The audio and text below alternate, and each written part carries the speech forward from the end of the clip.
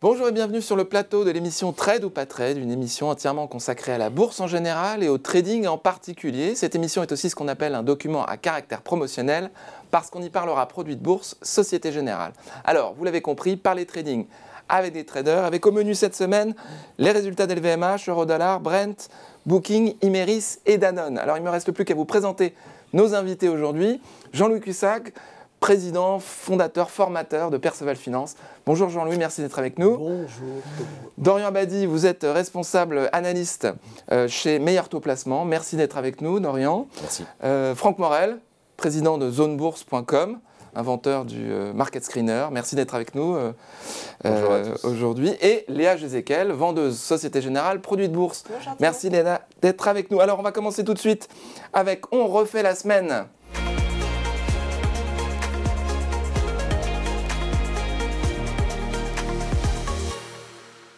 On refait la semaine avec, pour commencer, les commentaires de Franck Morel sur les résultats de LVMH qui vous avaient intéressé dans les semaines qui ont précédé cette émission. Oui, c'est sûr qu'on a beaucoup parlé du luxe ces derniers mois chez Zone Bourse et on était très investis sur toute la thématique et on l'est toujours. Et la publication de LVMH était extrêmement attendue puisque c'était la publication du Q1 de l'année avec le retour de la consommation chinoise qui était attendu et le redémarrage des voyages qui sont très importants pour toute l'activité de notre champion national du luxe qui est LVMH. Et donc les analystes attendaient une vingtaine de milliards de chiffre d'affaires pour le Q1 et c'est ressorti à 21 milliards, c'est-à-dire plus qu'attendu, plus que les 18 milliards de l'année d'avant sur la même période. Donc on est vraiment sur un business qui est en croissance, qui avait très bien résisté au Covid en Chine et qui a un nouveau relais de croissance qui est même ressorti au-dessus des attentes. Donc c'est une très bonne indication en bas de l'écran sur l'évolution de la consommation chinoise et sur le retour du trafic de passagers, du tourisme.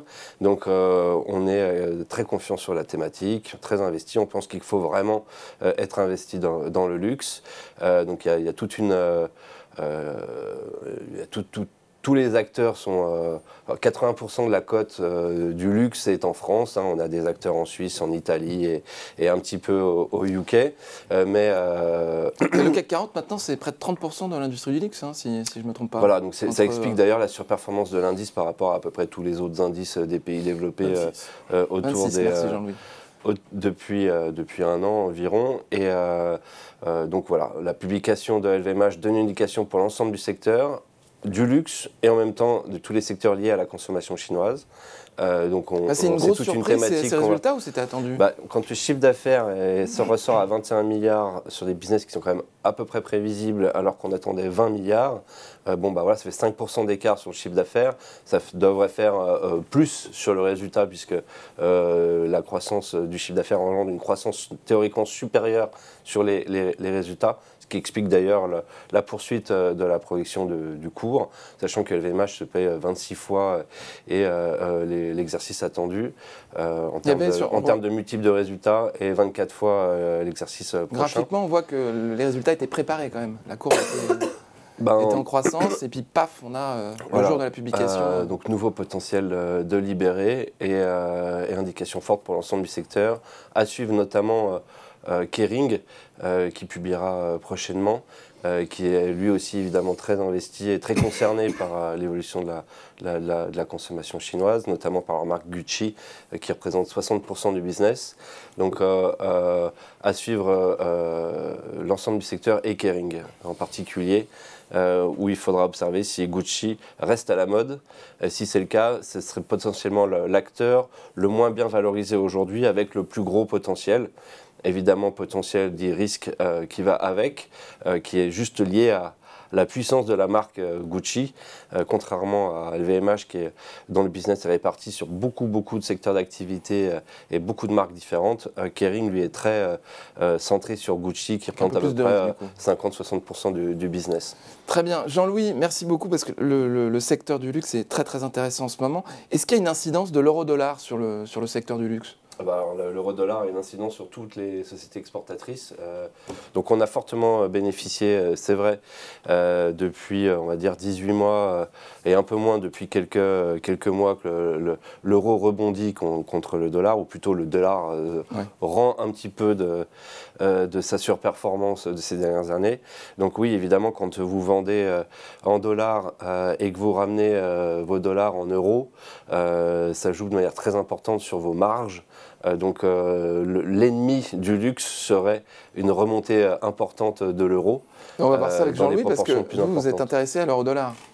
Oui, comme je suis tout le temps cette paire. Ouais. Donc on est acheteur, toujours. L'euro-dollar est très sensible dans son évolution à court terme au taux d'intérêt. On le voit, hein. Dès que les taux souverains montent, alors aux États-Unis versus l'Europe, on voit tout de suite le mouvement le lendemain. Enfin, là, c'est vraiment très très sensible. Et pour l'instant, on est acheteur. On était passé acheteur assez agressivement au-dessus de 1,0160, je crois, ou 1,02. Et depuis, écoutez, on a franchi les indices. Là, on revient en dessous. Justement, ce matin, je regardais, on a placé une reco à l'achat vers 1,0920. Donc, vous voyez cette zone de repli avec une petite moyenne mobile là, qui est juste en dessous. C'est une zone d'achat, on va dire très court terme. Hein. L'idée étant qu'on peut laisser porter une position de fond et acheter comme ça sur des opportunités de petits retracements, donc intraday ou plus long terme. Si vous voulez, on est acheteur jusqu'à 1,0770, en gros les yeux fermés. En dessous de 1,0770, ça serait une zone, ce que j'appellerais de neutralisation.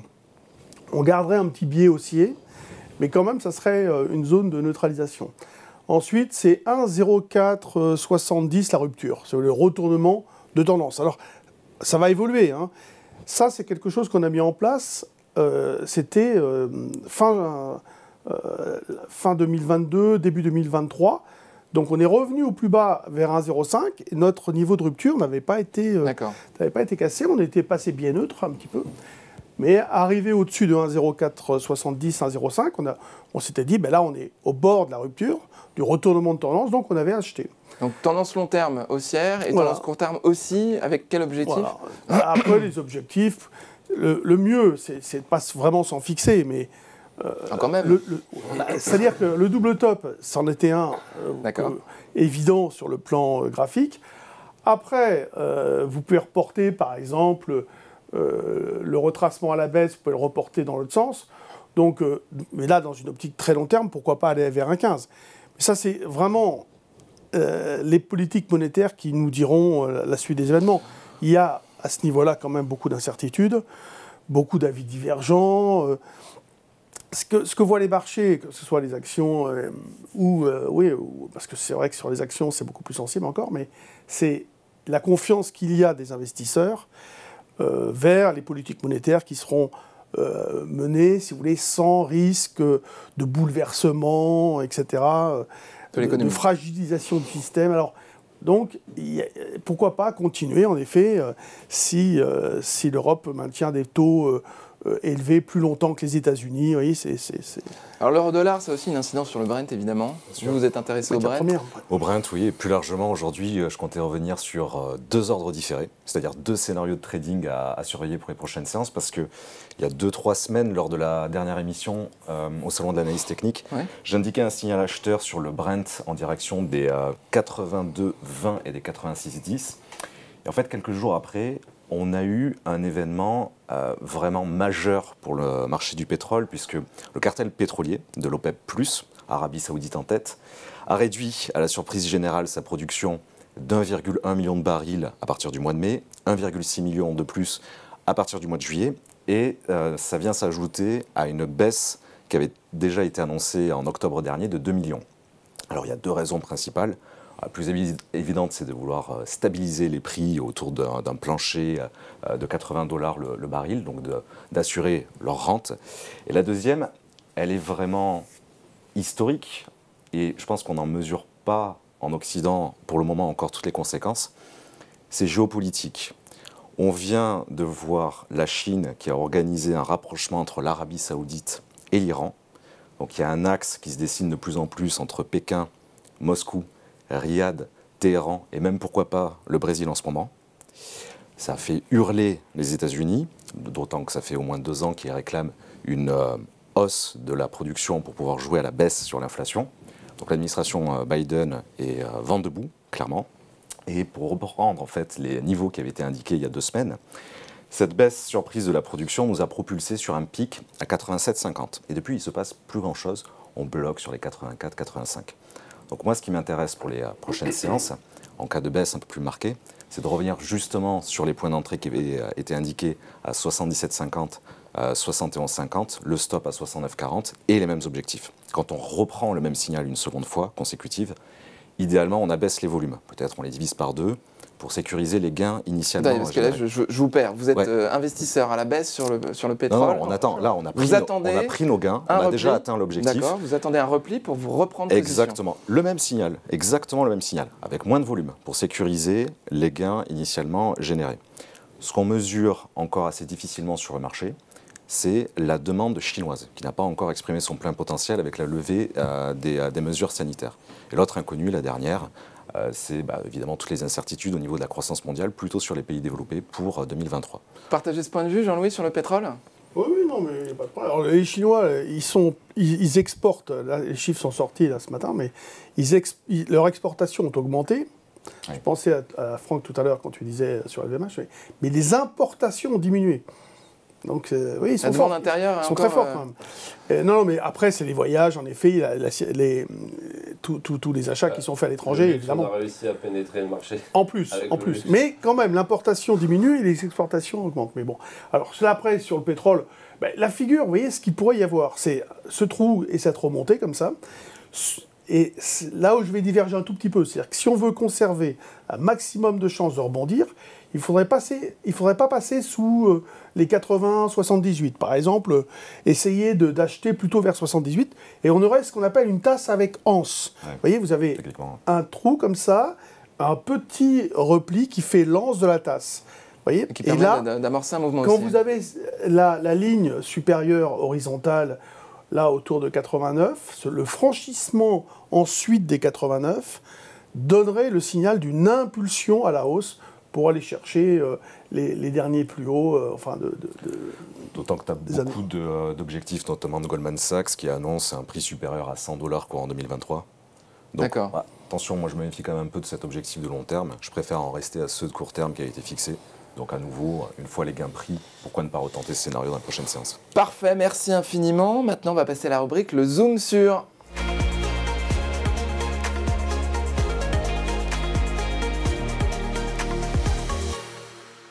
Le zoom sur avec Léa Gézéquel, vendeuse produits de bourse Société Générale, qui va nous parler aujourd'hui du magazine Strike. Oui, effectivement. Alors, je vous ai parlé d'outils pendant ces dernières émissions.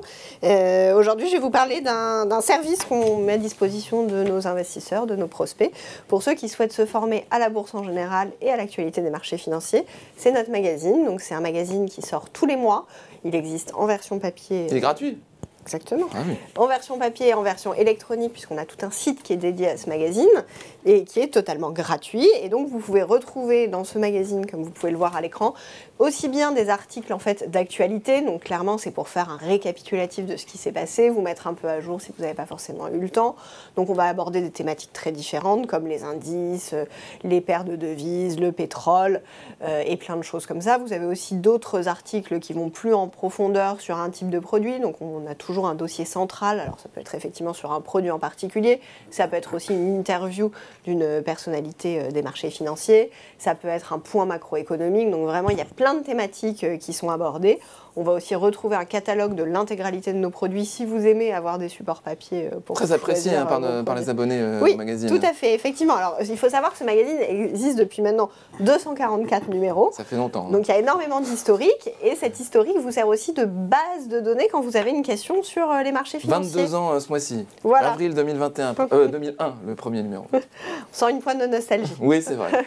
J'ai écrit les premiers articles de ce magazine. Je vous en prie. Et donc, en fait, tous ces articles qui ont été écrits pendant ces 22 dernières années sont dans la base de données du magazine qui s'appelle strike-magazine.fr. Donc vous voyez, vous avez une petite loupe en haut et si par exemple, je ne sais pas, vous cherchez un article sur l'impact des dividendes sur les produits de bourse, sur un roulement de futur, vous tapez votre mot-clé, ça va vous sortir tous les articles qui ont été écrits là-dessus. Donc c'est véritablement un Wikipédia du monde des produits de bourse. Toute proportion gardée. Voilà, exactement. Et des marchés financiers en général. Voilà, donc vous pouvez vous abonner gratuitement sur le site strike-magazine.fr et consulter et aussi les archives de l'ancien numéro. J'ajouterais que les équipes de Franck Morel, du site zonebourse.com, écrivent dans ce magazine, nous produisent depuis depuis une vingtaine d'années. Merci Franck, merci Léa, merci beaucoup. On va passer à la rubrique tant attendue du coup de cœur des traders.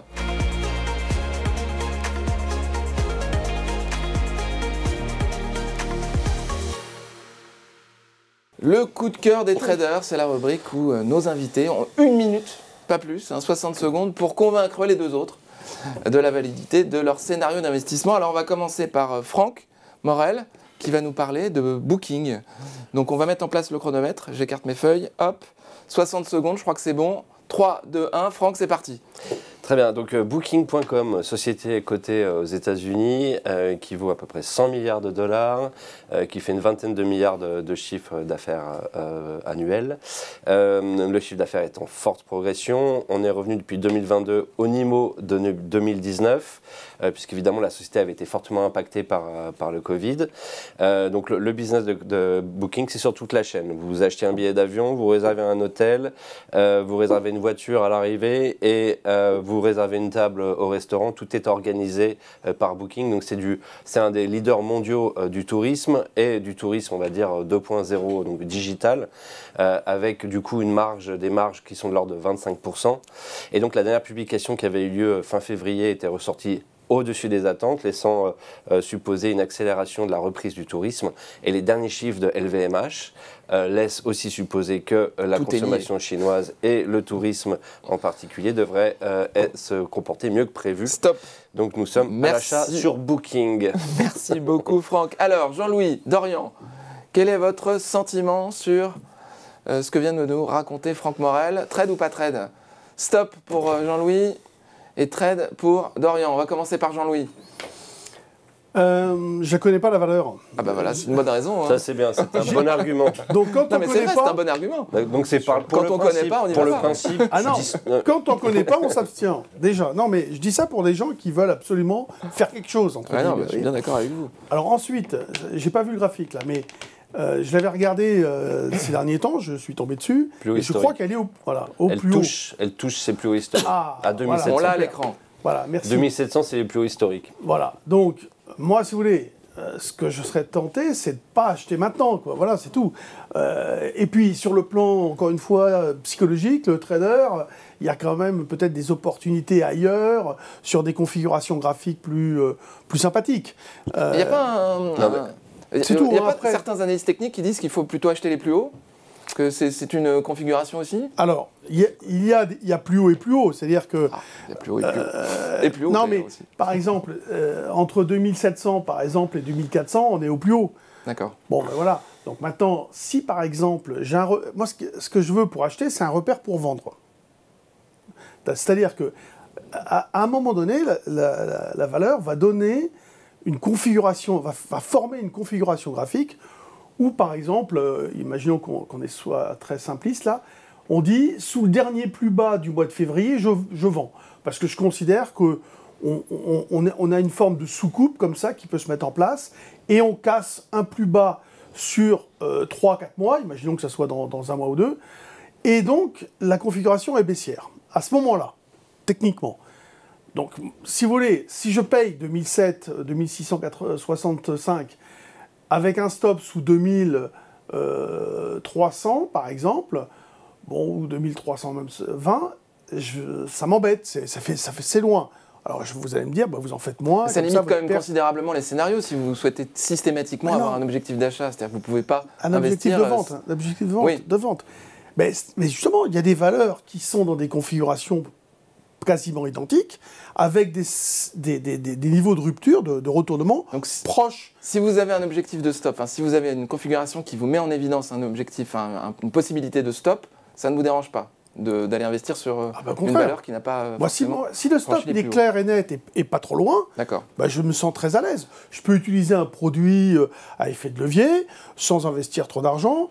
Je peux acheter plus que si le stop est éloigné. Parce qu'en fait, imaginons que je décide de ne pas perdre plus de 1000 € sur la valeur, 1000 $ là, en dollars. 1000 $. Il est évident que si j'ai un stop à 5% ou un stop à 10%, je peux en faire une quantité très différente, le double. Par résultat, c'est que sur Booking, vous n'êtes pas, Donc, moi, forcément je suis d'accord avec peut-être Franck. acheteur sur repli vers 2400, Sur repli, par exemple. d'accord. Oui, Je vais pourquoi pas. utiliser des arguments peut-être plus techniques pour Jean-Louis. Et du coup, on a une consolidation horizontale en données hebdomadaires que tu ne peux pas voir puisque le graphique est trop zoomé. On teste actuellement les plus hauts historiques qui ont été touchés à 3 fois.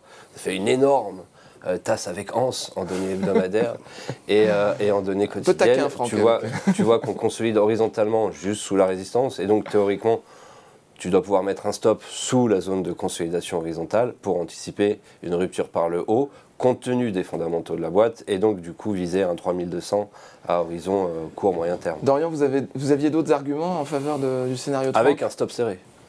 Dodge, je sais pas, mais en tout cas, c'est vrai qu'acheter un des leaders du secteur, comme le disait Franck, avec les vents porteurs qu'il y a en ce moment sur le tourisme, notamment chinois, ça peut être intéressant. Il n'y avait pas d'objectif, j'imagine qu'on est vraiment sur du court terme, c'est-à-dire peut-être même viser la résistance oblique qu'on voit en bleu, avec effectivement un peu d'effet de levier. Ça peut être intéressant si c'est vraiment du trade court-termiste, aller chercher peut-être 3, 4, 5% amplifié par l'effet de volume. Oui, il y a sans doute quelque chose à faire sur un fleuron comme ça. Mais à faible volume là aussi, parce que je rejoins le bémol d'acheter un plus haut. Moi, je suis toujours un peu gêné de ça. Mais... Un point sur les valorisations, on est sur une 2.0 qui est 5 fois son chiffre d'affaires, c'est pas Non, excessif. mais en multiple de résultats, ça se paye 17 fois les résultats. Ouais.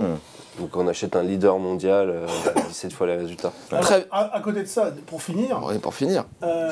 c'est que moi je suis acheteur de l'euro-dollar. Donc là, si j'investis en dollars, ça va à l'encontre aussi de l'idée d'acheter l'euro-dollar. Mais bon, on va dire que la variation n'est peut-être pas aussi perturbatrice que cela, mais en tout cas, je trouve que c'est pas optimum, c'est tout. Mais voilà, ça n'empêche pas que ce soit une excellente valeur. Merci etc. Jean-Louis. Je vous laisse la parole parce que vous allez nous parler, c'est votre tour de pitcher, de convaincre les deux autres. 60 secondes sur Imerys. Alors on va lancer le chronomètre. 3, 2, 1, c'est à vous. Ouais, c'est une valeur que j'avais déjà recommandée à l'achat fin d'année 2023. Et d'ailleurs, j'ai conservé un peu le niveau précédent, vers 36.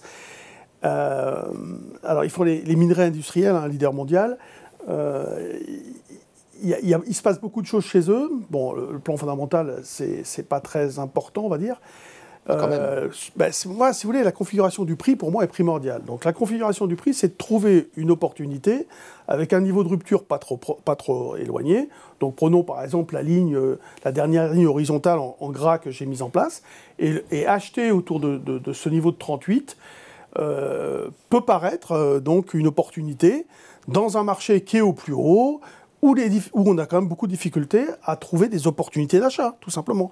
Il y a un fort rendement. Ils ont augmenté leur dividende pour l'année prochaine. Voilà, donc pour moi, ça, c'est une configuration intéressante à l'achat. C'est fini. Et dans une perspective même long terme aussi. Merci beaucoup Jean-Louis. Alors Franck, Dorian, il va y avoir du débat. Dorian, je vous laisse la parole.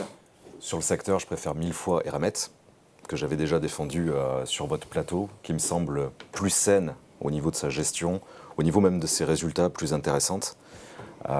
J'ai pas en fait été vraiment convaincu par les arguments, notamment l'objectif. Je sais pas si tu vises en gros les plus hauts autour de 42 ou peut-être un maintien sur le long terme à 44-45. Mais globalement, oui, je préfère Eramet, tout simplement. Là, je défends Jean-Louis parce que Jean-Louis nous a dit tout à l'heure, quand il y a une configuration qui lui permet d'avoir un niveau d'achat et un niveau de stop qui sont plutôt clairement établis, il pense qu'il y a une opportunité intéressante. Qu'il y ait une opportunité, oui, mais mon équipe, c'est Eramet. Très bien. Franck. Stop, parce que c'est une idée de Jean-Louis, donc Imerys est en train au niveau fondamental, c'est une boîte mature qui a du mal à se renouveler, du mal à être très rentable, qui essaie de pivoter sur le lithium de mémoire, mais ils essayent de pivoter, c'est pas fait pour le moment. Donc c'est un business qui est stable. D'ailleurs, si on regarde l'évolution des cours de Imerys sur 5 ans, c'est un oscillogramme. Enfin, c'est plat, quoi, ça bouge pas, il n'y a pas de tendance vraiment de fond. Donc après, en termes à très très court terme, on voit bien qu'il se passe quelque chose sur les 38, mais enfin, il suffirait que quelqu'un veuille juste en acheter, parce que c'est pas non plus un titre qui est super liquide. Et donc du coup, faire du très court terme sur un titre qui n'est pas très liquide, en étant d'être associé sur un dossier qui ne l'est pas fondamentalement, tu peux tout à fait avoir raison, Jean-Louis, mais là, pour le coup, je pense qu'il y a mieux à faire, d'être acheteur sur des dossiers solides ou d'être vendeur sur des dossiers qui ne le sont pas.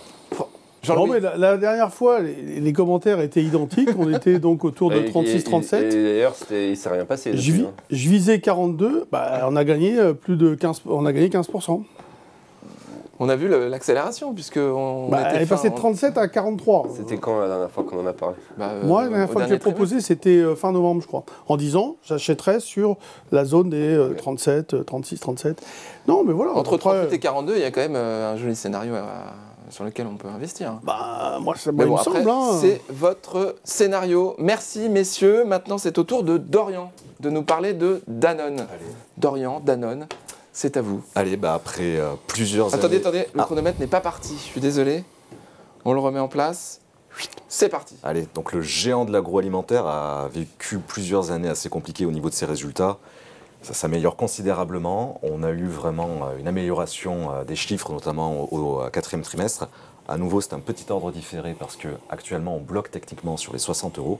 Et surtout, mercredi prochain, on a la publication des résultats du 1er trimestre.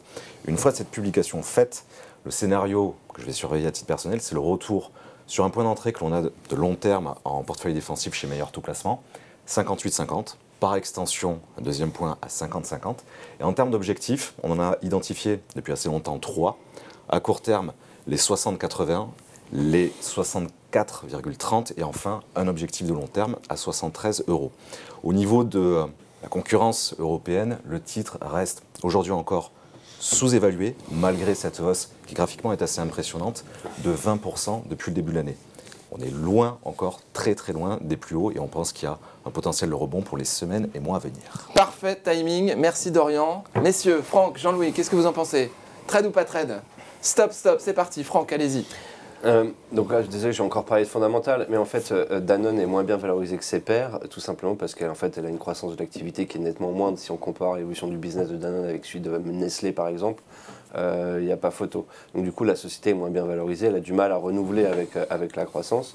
Et en même temps, c'est évidemment une très belle société, solide, on est sur du business hyper défensif. Ouais. Et donc en fait, compte tenu de ces caractéristiques fondamentales, on est plutôt sur normalement des oscillations long terme que sur des mouvements de retournement et tout d'un coup on aurait 30% d'appréciation de Danone. Il faudrait vraiment qu'il y ait une très grosse nouvelle, une très grosse news sur l'évolution de l'activité ou sur même la stratégie de la société pour qu'elle ait un potentiel de reprise très important. Donc là, comme ce n'est pas le cas, d'après ce que je crois savoir, en tout cas en l'état actuel des choses sur Danone, miser sur une accélération ou sur une poursuite de cette forte appréciation, j'aurais envie de dire qu'il faudrait vraiment que la société, faudrait vraiment l'acheter sur repli beaucoup plus bas pour bénéficier de la tendance qui est presque plate sur le très long terme. Jean-Louis ? En tant que trader, oui, c'est jamais facile de payer le plus haut sur une valeur qui ne fait rien parfois pendant des mois. Vous voyez, c'est ça le problème. C'est quoi l'historique? C'est une valeur qui est restée très passive très longtemps.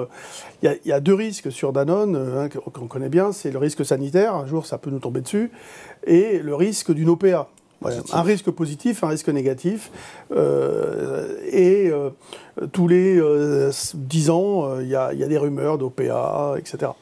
D'Unilever, etc.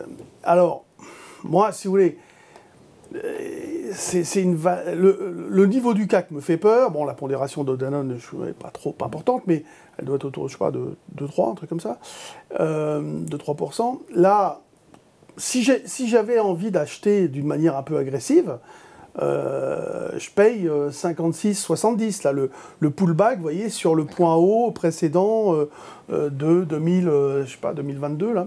Tu as dit combien, pardon? 56,66. C'est sensiblement les mêmes points. Oui, mais si... Ouais, mais Vous n'avez pas écouté Dorian? Si, il a dit... C'est quand même dommage. Il a dit, je paye 57,50. Donc, Il y avait plusieurs niveaux d'entrée. Je mets un peu plus bas. Non, j'ai dit, si jamais j'avais envie d'y aller, mais là, il y a le risque, Franck l'a dit, des chiffres, enfin, tu l'as dit aussi, des chiffres, alors on ne sait pas.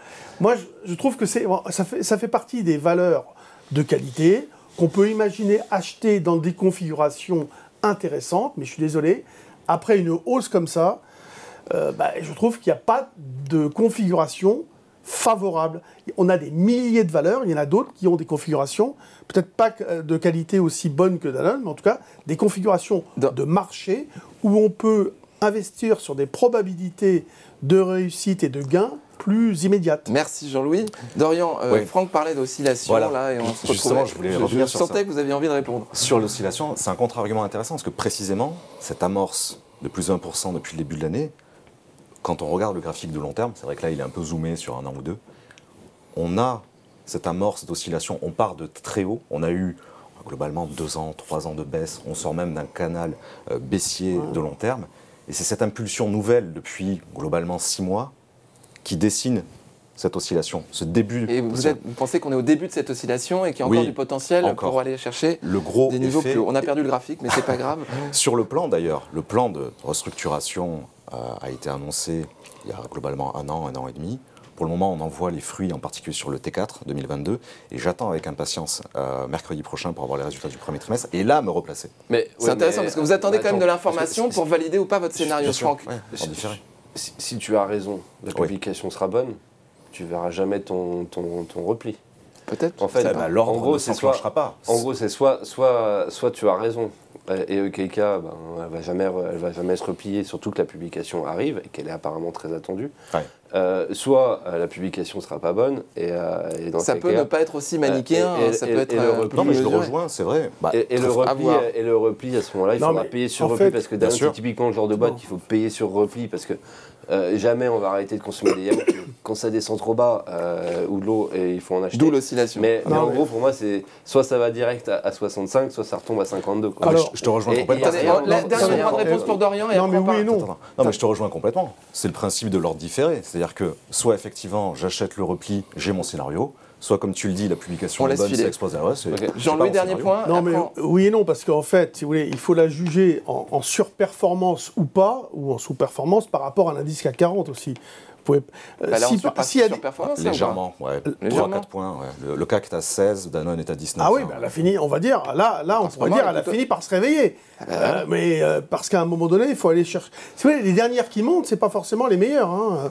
On va achète. Oui, oui, regardez, LVMH qui a tout le temps monté.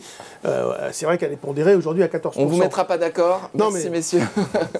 On va passer à la dernière. Merci Jean-Louis, merci beaucoup. On va passer à la dernière rubrique, à vos marques, le quiz.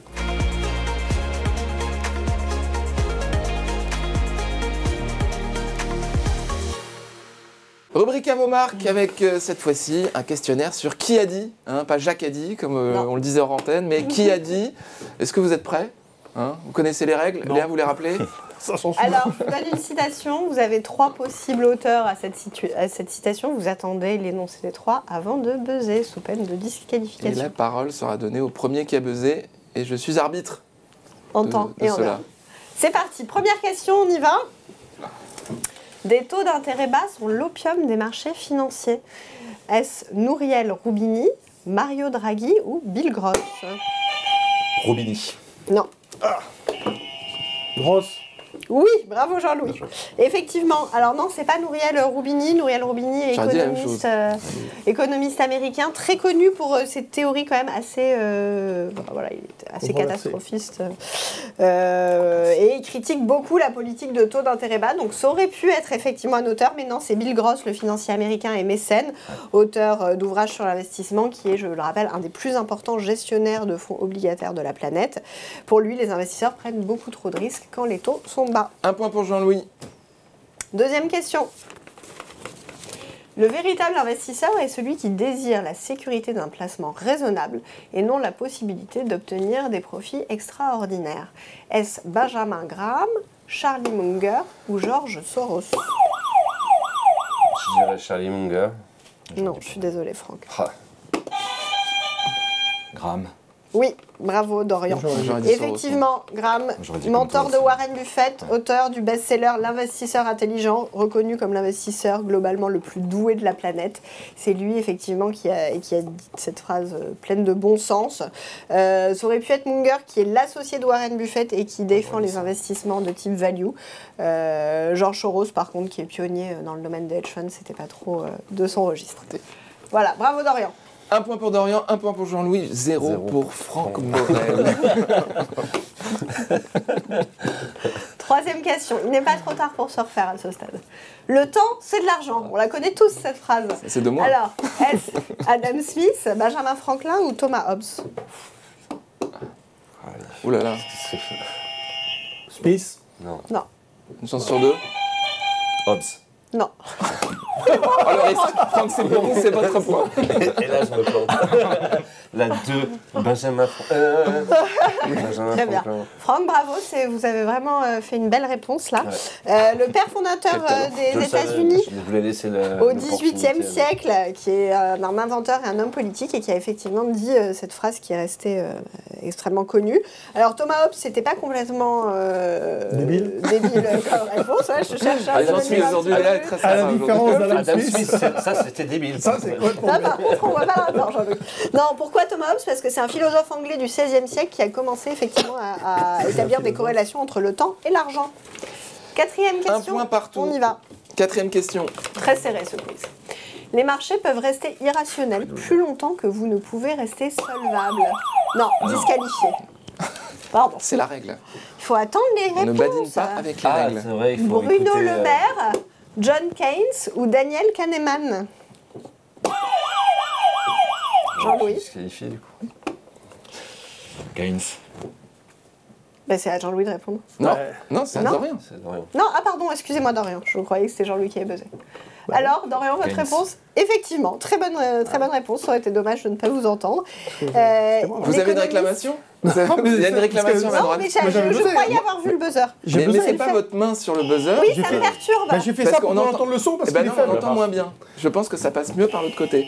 Moi, j'ai entendu Dorian en premier. Je suis Il n'y a désolé. jamais de quiz où il n'y a pas une dispute. Ah, il y a de toute toujours une- manière. De toute façon, ça pouvait pas être Catman ni Écoutez, Bruno Le c'est Maire. Je m'en l'arbitrage, vais. c'est les aléas de l'arbitrage. Je C'est comme m'en au vais. football. Je pars. Parfois, c'est à votre avantage, parfois à votre Alors, désavantage. Dorian, C'est pas grave. effectivement, Un point pour c'est Dorian. Keynes, économiste qui parle de Supplémentaire. l'irrationalité des marchés financiers à l'origine de la théorie du keynésianisme. Et pour lui, le marché a besoin de l'État pour être efficient. 2 points pour Dorian, 1 point pour Jean-Louis, 1 point pour Franck. Dernière question. Alors, Est-ce que Dorian va écraser cette partie? le secteur bancaire de la zone euro est résilient car il dispose de solides positions en termes de capital et de liquidité. S'agit-il d'Emmanuel Macron? Mais c'est pas possible, Franck. Disqualifié. Le truc est trop sensible. Christine Lagarde ou Yannette Yellen? La garde. Oui, très bien. Bravo Jean-Louis. Ex aequo avec... Lagarde l'a dit le 24 mars durant le Congrès européen, lorsque la menace de défiance bancaire était assez forte suite au problème avec UBS. Co-victoire entre Dorian et Jean-Louis. Bravo messieurs, merci beaucoup. Merci Franck. La prochaine fois, vous n'appuierez pas sur votre bouton de manière intempestive. On vous le rappelle à chaque fois quand dernier même. du coup. Vous êtes dernier, exactement.